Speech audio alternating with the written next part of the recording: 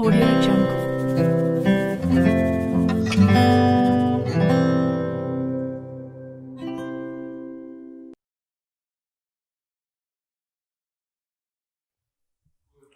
હિરપરા કન્યા વિદ્યાલયની online learning એપ્લિકેશનમાં આપ સૌનું હાર્દિક સ્વાગત છે. ધોરણ 12 વિષય ઇંગ્લિશ અને ગ્રામર, તેનો આપણે ટોપિક એક પૂરો કર્યો હતો. કયો તો કે લેંગ્વેજ ફંક્શન, પણ એની અંદર એડ ઓન તરીકે એક ફંક્શન જે બાકી રહેતું હતું, તે જે પરીક્ષા માટે ખૂબ જ મહત્વનું ફંક્શન કહી શકાય, અને એટલા માટે જ તે એક એડ ઓન તરીકે પાછું આપણે લઈએ છીએ. ફંક્શનનું નામ છે શોઈંગ રિઝલ્ટ. Showing result. અહીંયા મોટા ભાગના ફંક્શનમાં નામ પ્રમાણે ગુણ છે, અહીંયા નથી. આ ફંક્શન તેના નામથી થોડું અલગ પડે છે.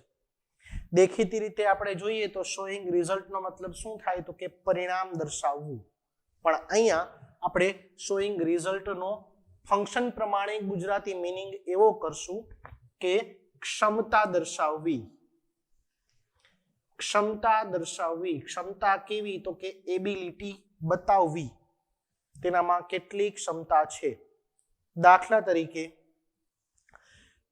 એક વાક્ય બોલીએ નિર્જીવ પદાર્થ લઈને કે ભાઈ પેપર એટલું બધું અઘરું હતું કે હું તે પૂરું ન કરી શક્યો. તો મારી કેપેસિટી શું તો કે હું પેપર પૂરું કરી શકતો નથી. એનાથી ઊંધું વાક્ય લઈએ, પોઝિટિવ વાક્ય કે પેપર એટલું બધું સહેલું હતું કે હું તો ખૂબ જ આસાનીથી પૂરું કરી શક્યો, તો પણ મારી કેપેસિટી બતાવી, ક્ષમતા બતાવી કે પેપર તો મારાથી ખૂબ જ આસાનીથી પૂરું થઈ ગયું. તો આવીએ ફંક્શન ઉપર. સૌથી પહેલા તો તેના કીવર્ડ્સ જોઈ લઈએ. કીવર્ડ્સ જે છે તે કુલ પૂછાય તેવા તમારે સૌથી પહેલું છે સો ધેટ. ત્યારબાદ બીજું જે કીવર્ડ છે તે ટુ અને ટુ, પેલો TOO2, ત્યારબાદ TO2, અને ત્રીજું છે ઇનફ, અને ઇનફની સાથે જોડીમાં આવશે ટુ. 3 કીવર્ડ સૌથી વધુ વખત પૂછાઈ ગયા છે. સો ધેટ, ટુ અને ટુ, અને ઇનફ અને ટુ. આની અંદર એક ચોથું કીવર્ડ પણ છે, પણ બહુ જ જૂજ પૂછાય છે, તે સચ ધેટ. ખૂબ જ ઓછું પૂછાય છે, બરોબર છે. એટલે આપણે મેઇન ફોકસ આ 3 ઉપર રાખશું. આ પણ લેશું, પણ ખાલી કન્સેપ્ટ પૂરતું, કારણ કે બહુ પૂછાતું નથી. ક્લિયર? વાક્ય રચના જોઈએ. વાક્ય રચનાની અંદર બંને શબ્દો સજીવ હોય કે નિર્જીવ, તેનાથી વાક્ય આપણે શરૂ કરી શકશું. તમારે સજીવથી વાક્ય શરૂ થતું હોય તો સજીવથી, નિર્જીવથી થતું હોય તો નિર્જીવથી. સજીવથી જ્યારે વાક્ય શરૂ થતું હોય ત્યારે કર્તા તમને શરૂઆતમાં જ આપી દેવામાં આવે છે, પરંતુ નિર્જીવ વસ્તુથી જ્યારે વાક્ય શરૂ થતું હશે ત્યારે તમારે કર્તા ધારવો પડશે, તમને પહેલેથી આપવામાં આવશે નહીં. તો બંને પ્રકારે આપણે વાક્ય જોવાના છે. અહીંયા આપણે વાક્ય જે છે તે કેનાથી, મેં કીધું તે પ્રમાણે કે નિર્જીવથી લઈએ છીએ. તો સૌથી પહેલા શું આવશે તો કે વસ્તુ આવશે, ત્યારબાદ ટુ બી નું રૂપ આવશે. વસ્તુ, ત્યારબાદ આવશે ટુ બી નું રૂપ, બરોબર. ઇઝ આપ્યું હોય તો ઇઝ, વોઝ આપ્યું હોય તો વોઝ, વેર આપ્યું હોય તો વેર, અને આર આપ્યું હોય તો આર. કોઈ પણ વસ્તુ પ્લસ ટુ બી રૂપ પ્લસ, હવે ત્રીજા નંબરે આપણે લેશું સો, જે સો ધેટ નો આ ભાગ છે સો, તે. ત્યારબાદ જે વચ્ચે લીટી આપી તે લીટીની જગ્યાએ આપણે શું લેશું? વિશેષણ લેશું. મેં હમણાં જ વાક્ય કીધું, પેપર એટલું બધું અઘરું હતું, હાર્ડ હતું. હાર્ડ જે છે તે વિશેષણ થશે, બરોબર. વસ્તુ પ્લસ ટુ બી પ્લસ સો પ્લસ વિશેષણ. વિશેષણ પછી ધેટ. ધેટ પછી આપણો ધારેલો કર્તા, જે કંઈ પણ આવતો હોય તે, બરોબર છે. આપણે જે કર્તા ધારેલો હોય, દાખલા તરીકે મારે આઈ ધારવો છે, કોઈ હી ધારશે, કોઈ શી ધારશે, કોઈ પણ કર્તા. કર્તા પછી કુડ અને V1. ઘણીવાર વાક્ય ઈ પ્રમાણેનું પણ આવે કે જેમાં કુડની સાથે આપણે નોટ લગાડવું પડે, વાક્ય ઉપર આધારિત છે. કા કુડ પ્લસ V1 અથવા સ્લેશ કરું છું, ધ્યાન રાખજો, અથવા V2, સમજજો ધ્યાનથી, could પ્લસ V1 અથવા, એટલે ભૂલ ન કરતા could ની સાથે V2 મિક્સ નહીં થાય, could પ્લસ V1 અથવા કરતા પછી સીધું V2, બરોબર છે? એટલે આ આપણી આવશે વાક્ય રચના, પછી આવશે ઓબ્જેક્ટ અને પછી આવશે અન્ય શબ્દ. આ પહેલી વાક્ય રચના સો ધેટ ની પૂરી થઈ. ત્યારબાદ બીજી વાક્ય રચના વસ્તુ પ્લસ ટુ બી પ્લસ TOO2 પ્લસ વિશેષણ પ્લસ 4 પ્લસ કર્મ વિભક્તિનું રૂપ. સમજો ધ્યાનથી, કર્મ વિભક્તિનું રૂપ, બરોબર? પ્લસ 2 અને પ્લસ V1. અહીંયા 2 અને 2 જે બંને છે તેની વચ્ચે ઘણું બધું આવશે. વિશેષણ પછી 4 અને 4 પછી જે કરતા આપણે ધારીએ છીએ તેનું કર્મ વિભક્તિનું રૂપ લેવાનું છે, ધ્યાન રાખજો. અને ત્રીજું વસ્તુ પ્લસ ટુ બી, ત્યારબાદ વિશેષણ. અહીંયા વાક્ય રચના થોડી ફરે છે. વિશેષણ પછી આવશે ઇનફ, ત્યારબાદ 4 પ્લસ કર્મ વિભક્તિનું રૂપ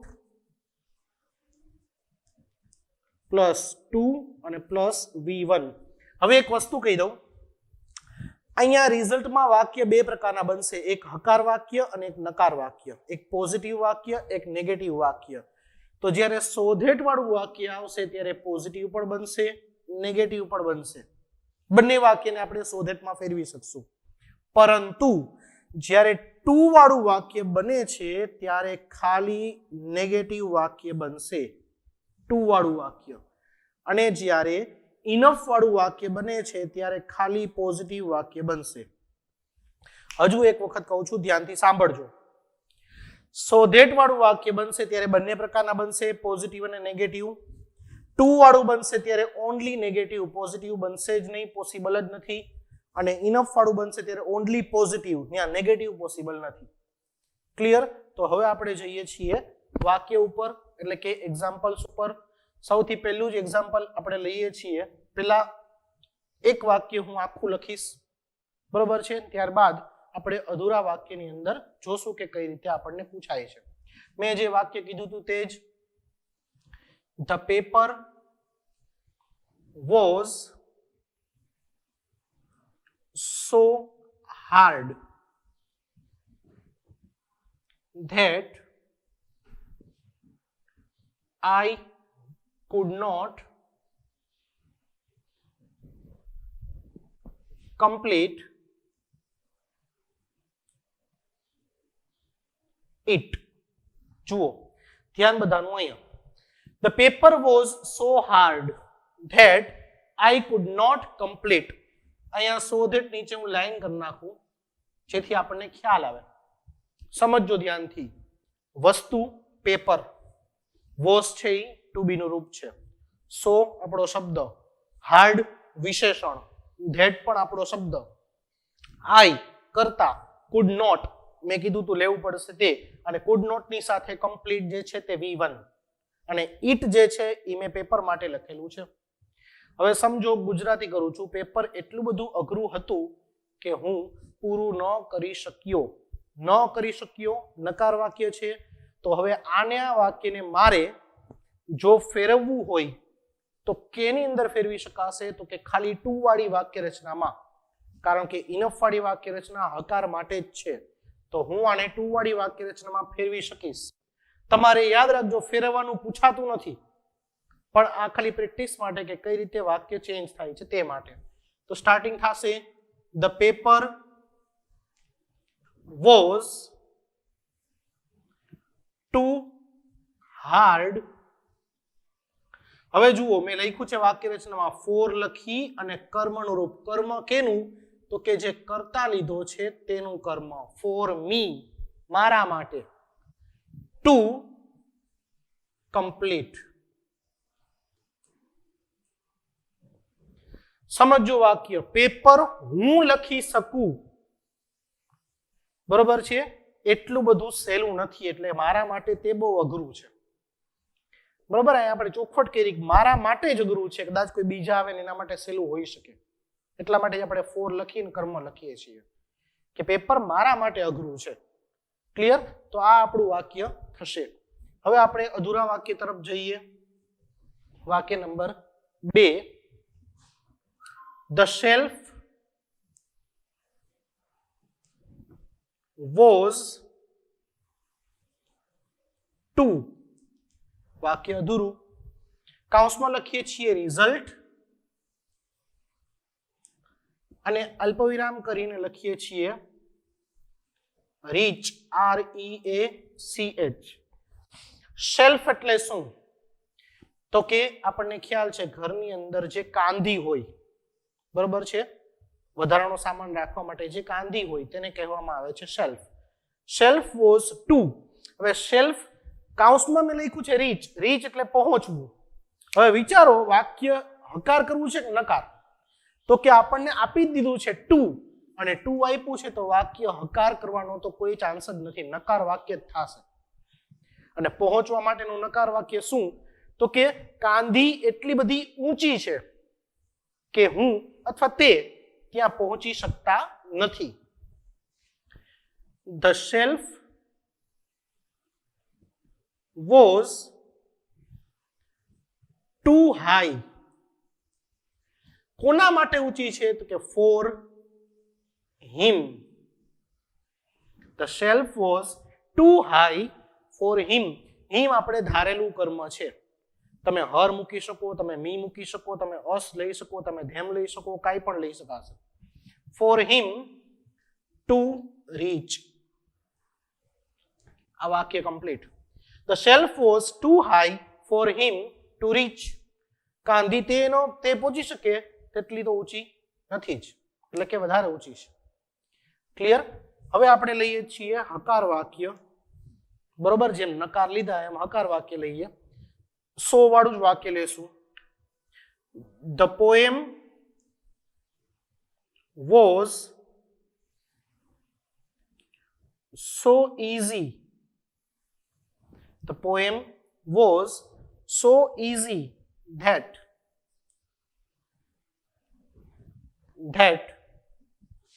વાક્ય અધૂરું. કૌંસમાં હું લખું છું રિઝલ્ટ અને અલ્પવિરામ કરીને રિમેમ્બર. ગુજરાતી થાય છે યાદ રાખવું. The poem was so easy that.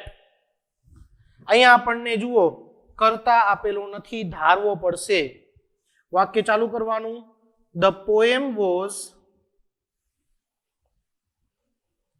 so easy that કરતા લઈએ છીએ she could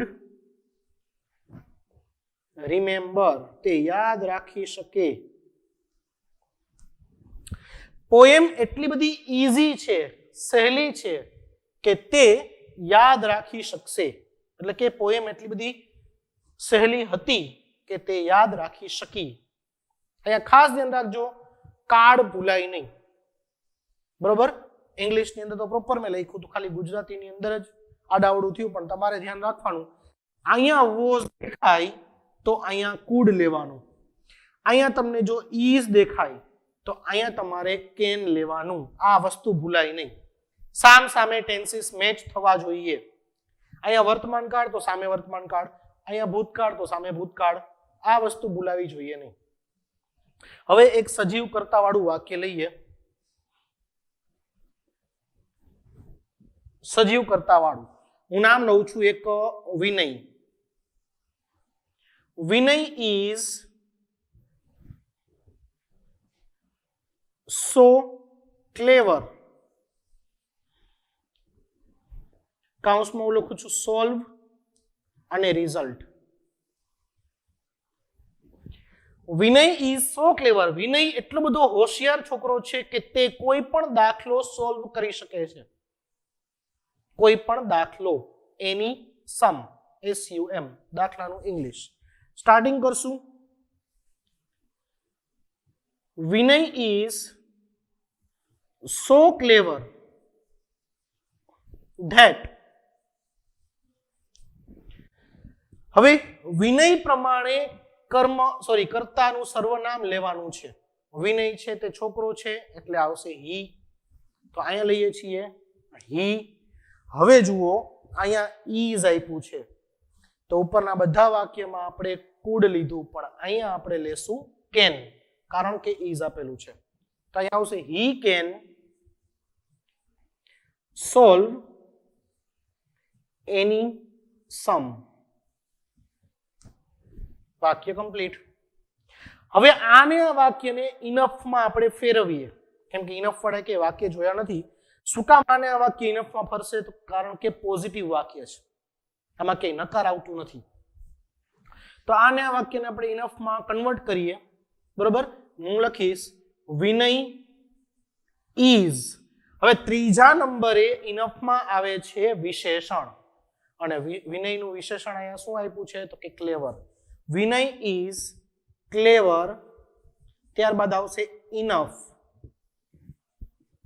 પછી આવશે ટુ, અને ત્યારબાદ સીધું જ આવશે ક્રિયાપદ ટુ સોલ્વ એની સમ. હવે કદાચ કોઈને પ્રશ્ન થાય, એડવાન્સમાં કહી દઉં છું, કદાચ કોઈને પ્રશ્ન થાય કે ઇનફ વાળા વાક્યની રચના જોઈએ તો તેમાં ફોર લખેલું છે અને ફોર પછી કર્મ વિભક્તિનું રૂપ લખેલું છે વાક્ય રચનામાં, તો અહીંયા કેમ નું આવ્યું? એનું પણ કારણ એડવાન્સમાં કહી જ દઉં છું કે જ્યારે વાક્ય સજીવથી શરૂ થશે ત્યારે ફોર અને કર્મ વિભક્તિ લખવાની જરૂર રહેતી નથી. ફરી એક વખત કહું છું, જ્યારે વાક્ય સજીવથી શરૂ થયું ત્યારે ફોર અને કર્મ વિભક્તિ લખવાની જરૂર રહેતી નથી. ઉપરના વાક્ય બધા જુઓ, દાખલા તરીકે અહીંયા આપણે ફોર અને કર્મ લખ્યું છે, પણ વાક્ય જુઓ નિર્જીવથી શરૂ થયું છે, સેલ્ફ. બરોબર છે. અહીંયા પણ જુઓ વાક્ય જે છે તે નિર્જીવથી શરૂ થયું છે. અહીંયા પેપરથી એટલે કે નિર્જીવથી વાક્ય શરૂ થયું છે. જો આ વાક્ય સજીવથી શરૂ થયા હોત તો આપણે જે અહીંયા ફોર પછી આ લખ્યું કર્મનું રૂપ તે લખવું પડત નહીં. ક્લિયર? અને વાક્ય એમનેમ જ થઈ જાત. ઓકે, તો આ છે શોઈંગ રિઝલ્ટ. પૂછાય છે ઘણી બધી વાર એક્ઝામમાં, એટલે ધ્યાન રહીએ. શબ્દ તમારે ખાસ ધ્યાનમાં રાખવાના બધા જ, કે કયો શબ્દ કઈ જગ્યાએ વપરાય છે. આટલું આ લેક્ચરની અંદર રાખીએ છીએ. બાકીનું નેક્સ્ટ લેક્ચરમાં જોશું. ત્યાં સુધી ઘરમાં રહો, સુરક્ષિત રહો.